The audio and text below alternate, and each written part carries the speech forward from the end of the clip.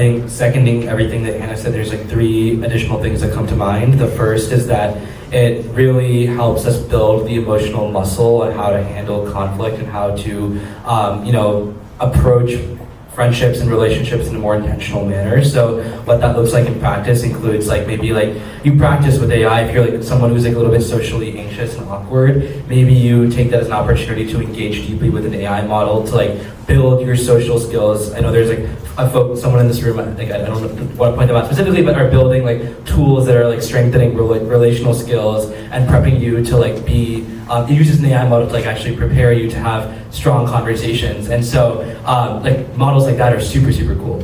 I think the second thing, like Hannah said, is lowering the intimidation barrier, right? So what that looks like is if you are someone who are a little bit more nervous to, send that cold email or go reach out to that person or launch your moonshot startup, then like AI can help you do that. It really just like helps decrease that barrier.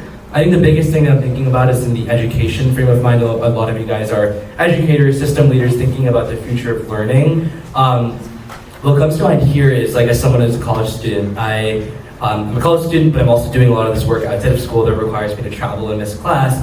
As a result, I have to miss lecture, and so what I'm able to do is I'm able to actually just like upload that lecture content to Claude, and it teaches me. I have an exam that I'm taking tomorrow, and I'll probably spend my time at the airport tonight reviewing Claude lesson plans, right? Because it is able to analyze my teachers' like lectures and in slides. And so what that tells me about the future of learning is that it will allow, because a lot of this lecture content can now be distilled in a more personalized learning style with an AI model, it will allow for the future of learning to be a lot more relational.